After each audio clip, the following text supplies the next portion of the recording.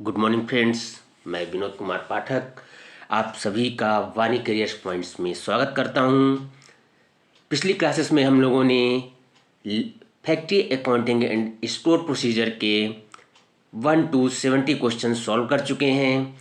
उसी क्रम में आगे के क्वेश्चन 71 से 100 के क्वेश्चन आज हम लोग सॉल्व करेंगे, जिसमें आपका 71 नंबर पर क्वेश्चन है, जहां उपस्थिति अटेंडेंस दर्ज करने के लिए EARS लागू किया जाता है, वहाँ पर प्रत्येक मिनट की देरी के लिए विलंब के लिए कितनी कटौतियाँ की जाएंगी। तो जहाँ पर भी EARS यूज किया जाता है, इलेक्ट्रॉनिक्स अटेंडेंस रिकॉर्डिंग सिस्टम, वहाँ पर प्रत्येक मिनट की देरी के लिए 1 मिनट के हिसाब से विलंब के लिए कटौती की जाती है। और जहाँ पर नॉर्मली होता है EARS के अलावा, वहाँ पर 15 मिनट के हिसाब से स्लॉट डिवाइड कर दिया जाता है और 1 से 15 मिनट की देरी के लिए 15 मिनट की कटौती की जाती है।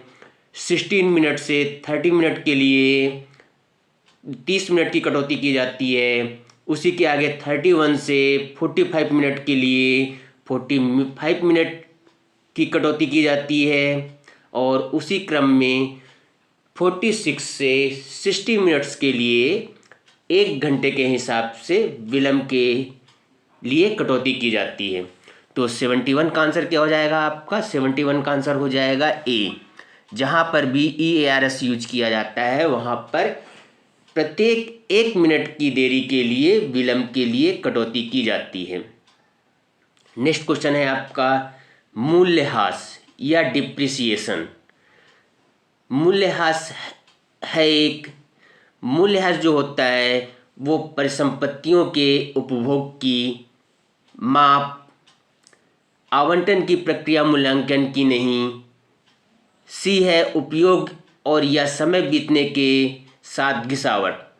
तो डिप्रिसिएशन जो भी है मूल्यह्रास, वो समय के अकॉर्डिंग जो भी मटेरियल है या इंस्ट्रूमेंट है, उसकी वैल्यू धीरे धीरे कम होती जाती है। तो इसका आंसर क्या होगा 72 का आपका? डी, ये सभी। नेक्स्ट क्वेश्चन है 73 पर, संयंत्र और मशीनरी पर मूल्यह्रास है। Depreciation on plant and machineries क्या होता है 73 में? संयंत्र और मशीनरी पर जो मूल्यह्रास या डिप्रिसिएशन है, उसे मैन्युफैक्चरिंग ओवरहेड कहा जाता है। तो 73 का आंसर क्या हो जाएगा आपका? ओवरहेड के निर्माण का एक हिस्सा या पार्ट ऑफ मैन्युफैक्चरिंग ओवरहेड। 73 का आंसर बी। नेक्स्ट क्वेश्चन है 74 पर, नियमित रख रखाव खर्चे होते हैं। Regular maintenance expenses are.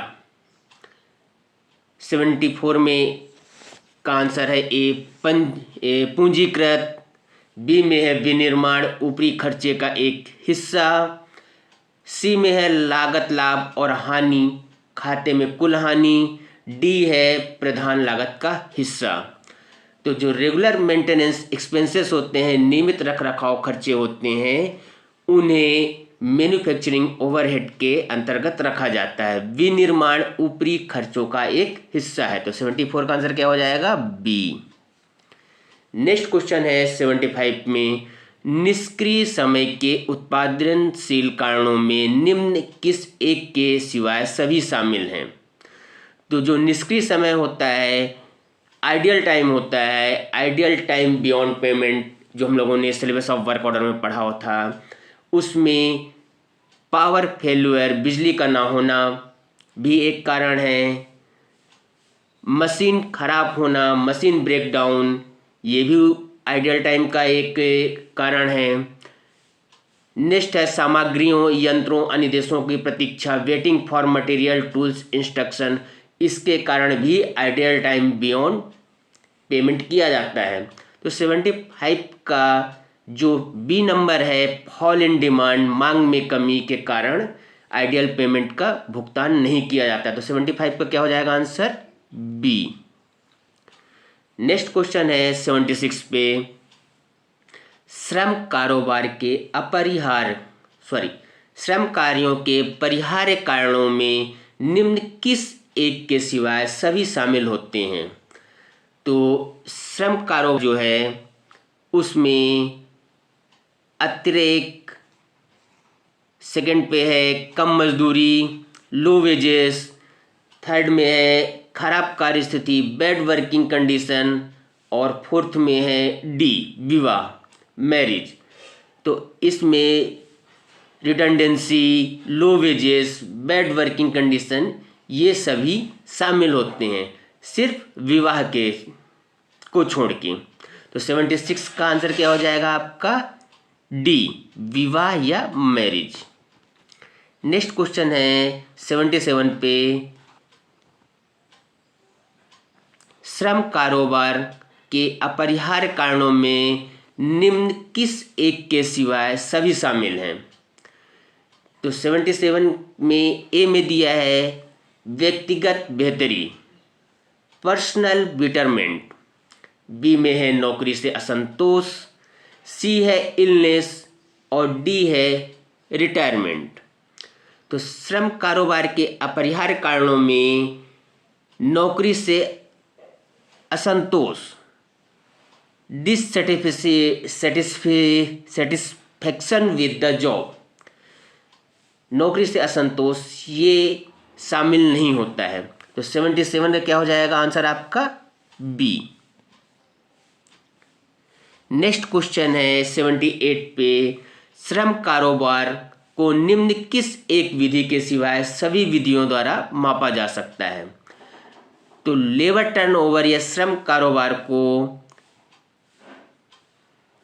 Separation method, replacement method और फ्लेक्स मेथड, इन तीनों के द्वारा मापा जा सकता है, सिर्फ एट्रिशन मेथड के द्वारा, संघर्षण विधि के द्वारा नहीं मापा जाता है। तो 78 का आंसर क्या हो जाएगा आपका? ए। नेक्स्ट क्वेश्चन है 79 पे, श्रम कारोबार की निवारक लागतों में निम्न किस एक के अतिरिक्त सभी शामिल हैं? तो श्रम कारोबार की निवारक लागतों में भर्ती और प्रशिक्षण लागत, cost of recruitment and training को नहीं शामिल किया जाता है। तो 79 का आंसर क्या हो जाएगा आपका? ए।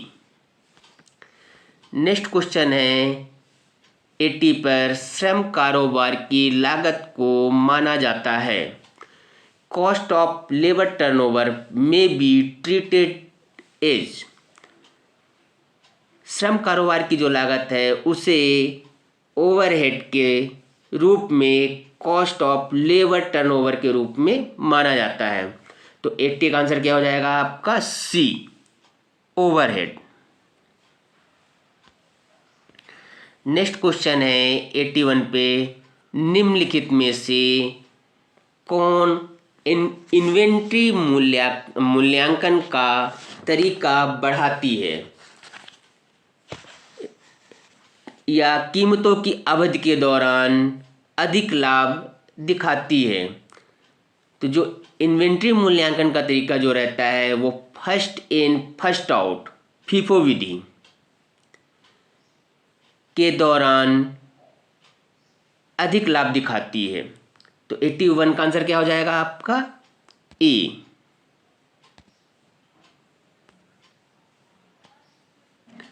नेक्स्ट क्वेश्चन है 82 पर, निम्नलिखित में से किसका प्रयोग प्रशासन ओवरहेड के संविभाजन के आधार के रूप में नहीं किया जाता है? तो इसका आंसर है प्रत्यक्ष मजदूरी, डायरेक्ट वेजेस को प्रशासन ओवरहेड के संविभाजन के आधार के रूप में नहीं किया जाता है। बाकी जितने भी हैं work cost, conversion cost, sales value, ये सभी ओवरहेड के रूप में जाने जाते हैं।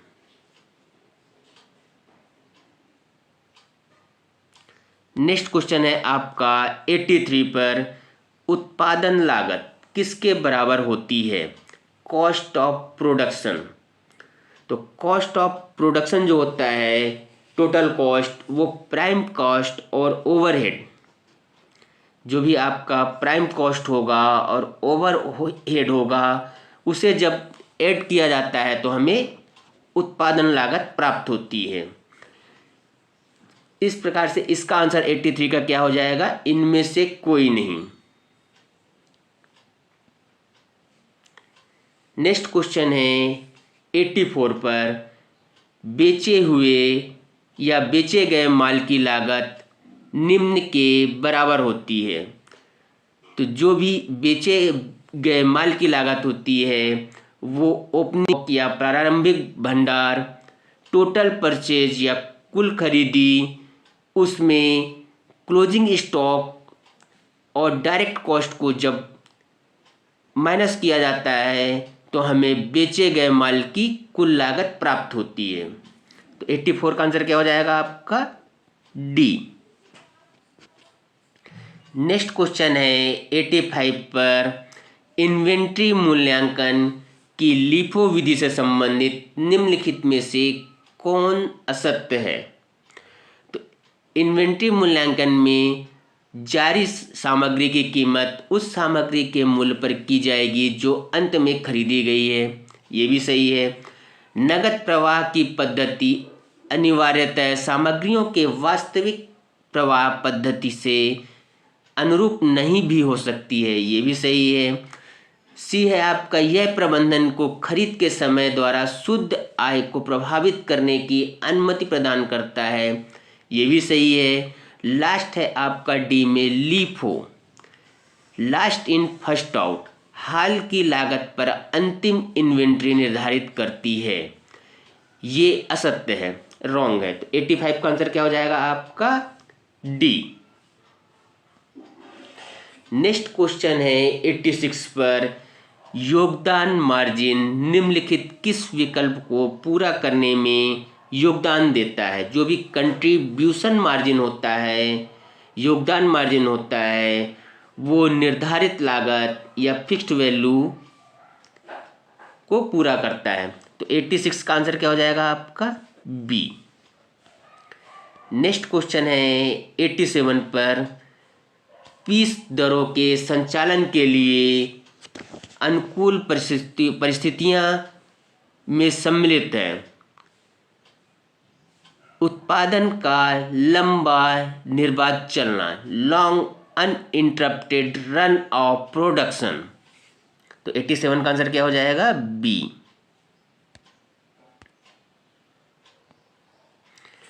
नेक्स्ट क्वेश्चन है 88 पे, एक लाभ साझाकार योजना में उपलब्ध अधिशेष निम्नलिखित किस एक के सिवाय सभी के द्वारा साझा किया जाता है?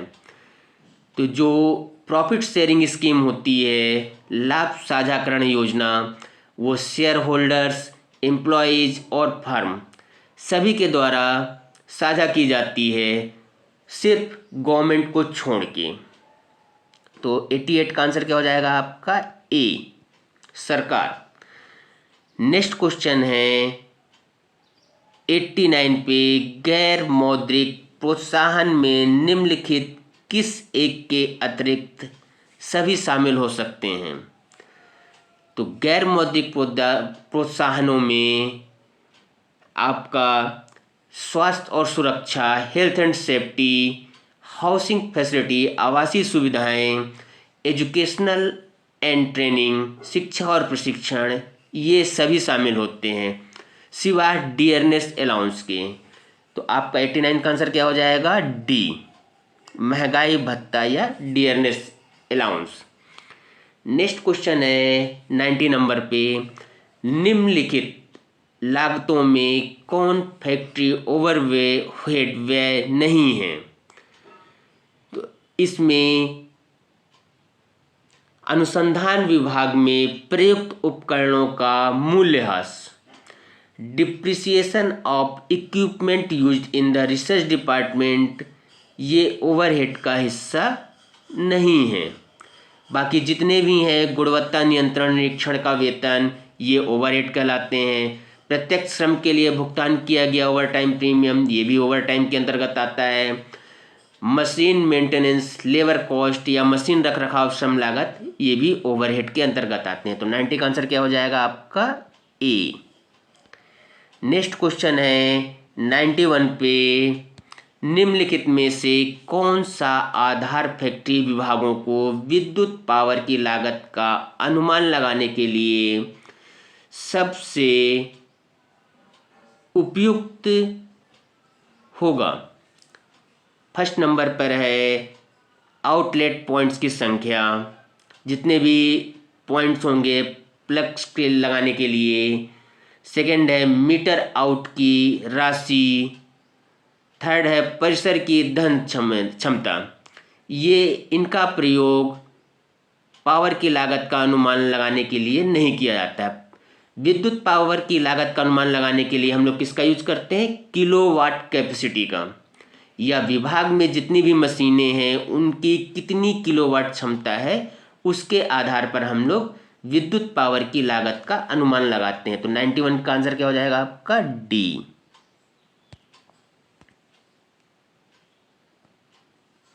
नेक्स्ट क्वेश्चन है 92 पर, समग्र प्रति इकाई लागत पर सामान्य नुकसान का क्या प्रभाव होगा? तो समग्र प्रति इकाई लागत पर सामान्य नुकसान का लागत पर प्रति इकाई लागत बढ़ेगी। तो 92 का आंसर क्या हो जाएगा आपका? ए।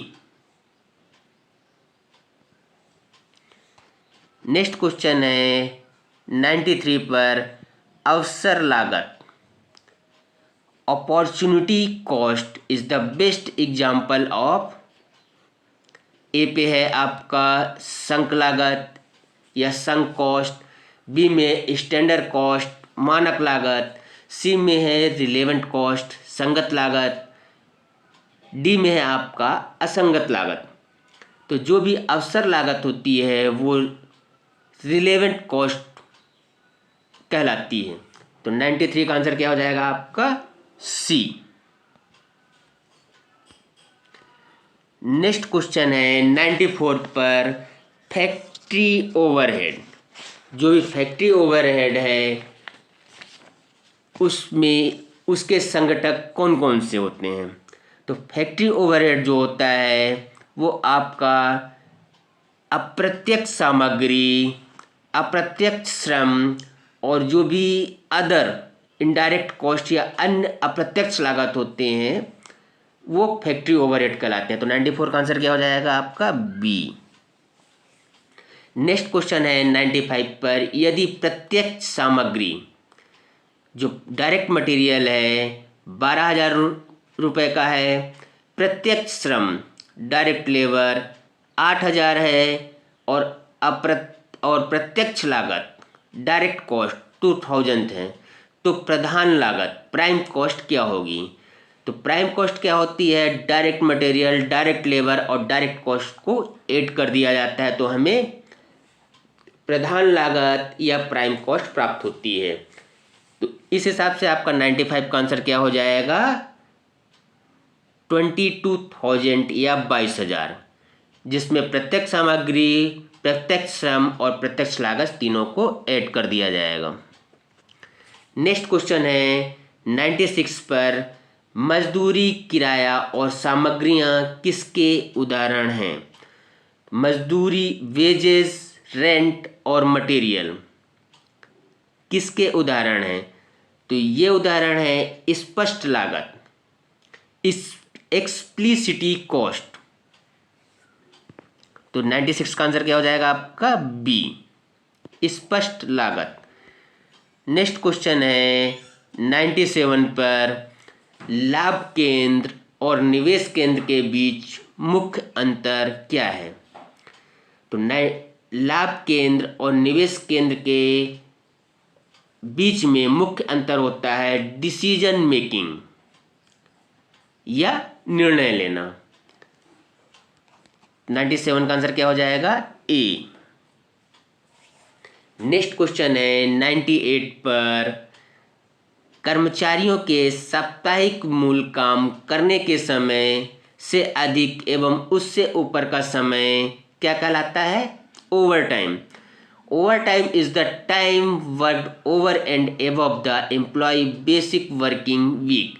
जो भी हम लोगों का 45 घंटे वीकली वर्किंग टाइम है, उसके ऊपर जो भी कर्मचारी काम करते हैं उन्हें अतिरिक्त ओवर टाइम प्रदान किया जाता है।